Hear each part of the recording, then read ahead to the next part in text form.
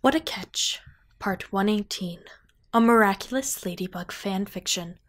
If you have not heard the previous 117 parts of this story, you can find a link to them in the description box below. If you haven't already, make sure to give this video a thumbs up and comment down below in support of more fanfiction.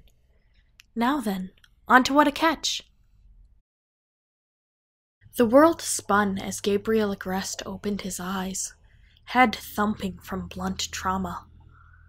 Where was he? The last thing he knew, he was in the tomb and... Adrian's room. He was in Adrian's room. He relaxed a bit at the thought. Natalie must have brought him back here. While that seemed peculiar to him, it was safe nonetheless. The only person who knew how to get in and out of here was his son. He'd never thought the boy would be able to get out of the state-of-the-art security system, but he proved to be quite talented throughout his teenage years in more ways than he'd hoped for. Something cold hit his face and he couldn't breathe, his chest seizing in shock. What? Who? It was water. He couldn't tell if it was ice cold or not, but anything hitting a waking man's face would feel like it. Gabriel grunted in surprise and went to wipe it off, only to realize his hands were bound behind him. As his eyes focused, he realized there were others in the room, perched throughout like a family of cats observing their prey. "It's been a while, Hawk Moth." He looked up to see Queen Bee towering above him. "Yes," he agreed. "Far too long." "Fancy meeting you here." He straightened himself, cutting to the chase. "Where's my son?" The comment caught her off guard like he thought it would. "Do you think he wants to see you right now?" "Of course he does. He's my son." "After what you did to him?" Gabriel refused to answer. She didn't get what he meant. It wasn't going to be some happy, long-lost, heartfelt reunion. His son would be boiling in rage. They were alike in that manner. Too much passion led to actions blinded from rationality. He'd show up in time. "I don't see Ladybug," he said, looking around the room. "Although, there is a new face. You're using my Miraculous, aren't you?" The woman in the corner chuckled and stepped forward. "I'm flattered by your acknowledgement." "Well, I don't assume you'll let me go if I ask nicely." "Why did you do it?" There he was. That was his son's voice. He sounded a bit hoarse, but the boy turned to crying as a way of dealing with things too easily. "It was for you, Adrian." "Oh?" Gabriel looked up to see Cat Noir and sighed. "So you can only meet your old man with a mask on? How sad." "What's sad is manipulating your son for years, stealing away his life." "Manipulating? Stealing? You know nothing," he scoffed. If the boy remembered, he would know that it was all for him. Well, him and his mother. "What would you call it then?" The boy was near hysteria, and he hadn't begun to explain. He was weak. Far weaker than he was when standing by Hawkmoth's side. A shame. If there was anything he should have kept, it should have been Gabriel's influence over being able to sacrifice emotion for the sake of meeting a goal. Love. Cat Noir's baton shot to his neck. "Don't play with me!"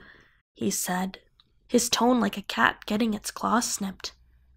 "That's sick!" "I mean it. My wife, you, a happy ending. That's all I wanted."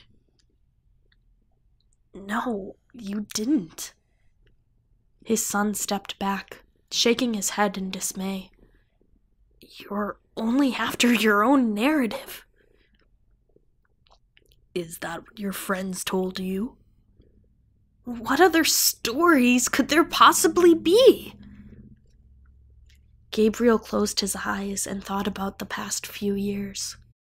He'd become close to Adrian over his akumatized time, and it was sad their story would end this way.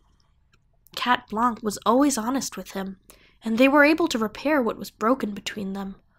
It helped that they had a psychic bond, but most of his akumatization Adrian did as he was asked willingly, so long as he protected him from specific memories.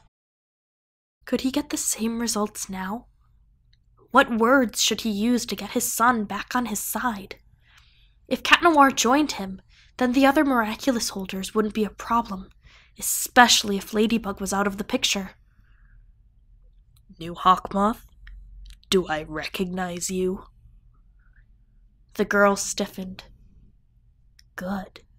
He had the upper hand after all. "Leave her alone," Queen Bee said, stepping forward.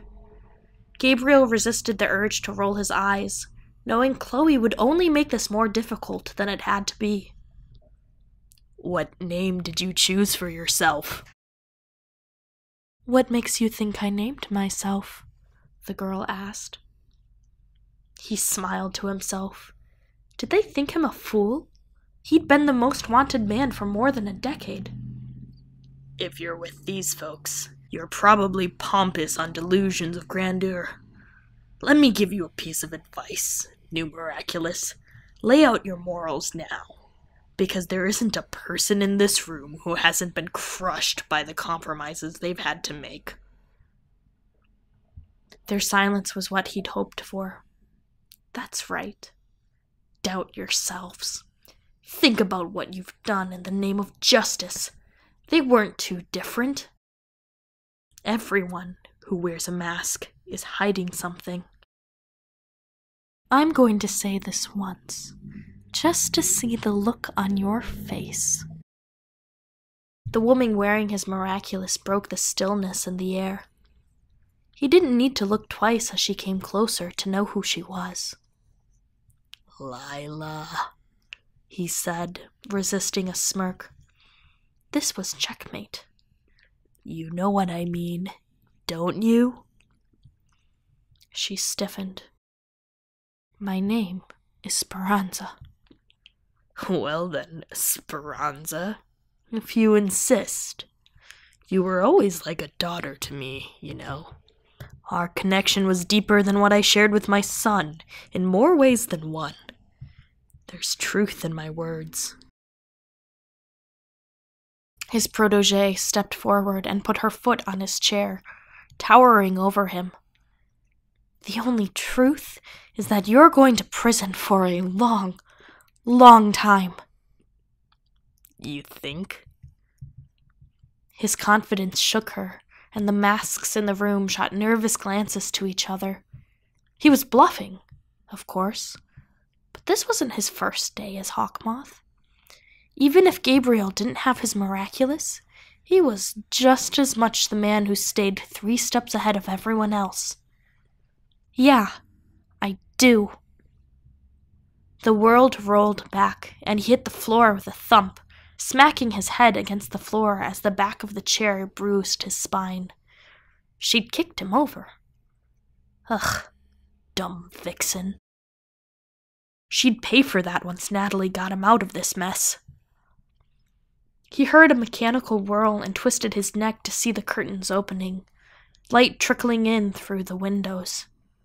Cat Noir stood there for a moment before turning back to look at him, a pained expression on his face.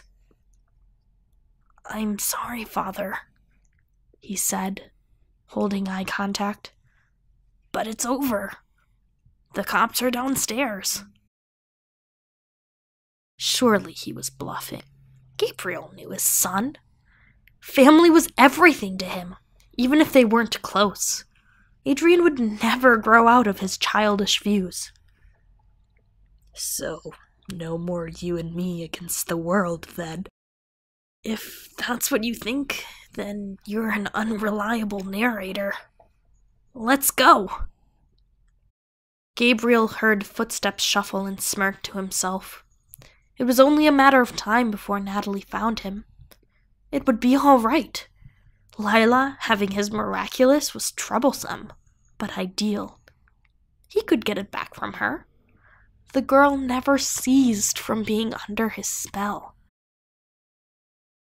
Cat Noir stopped beside him on his way out, taking the time to gaze down. What was his boy thinking? Cat reached out a hand, hesitated, then drew it back to his chest, looking away. What kind of expression was on his face? He couldn't tell from here. The door clicked shut, leaving Gabriel alone. He was left in a fallen chair as voices echoed from the hallway.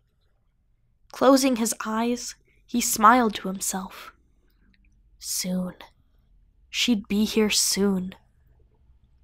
But when the door opened and his chair got pushed upright, it wasn't Natalie helping him. It was the chief of police and a paramedic.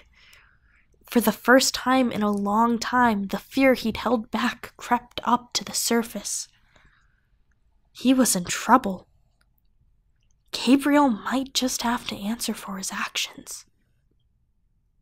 He'd never get the chance to see Emily again. Thank you so much for listening. My cat has been sitting next to this microphone the whole time, either purring or grooming herself, so, great ASMR there, I guess, if you hear any kind of background noises besides, like, the traffic outside my window. Anyway, I'll catch you in the next part. Ciao!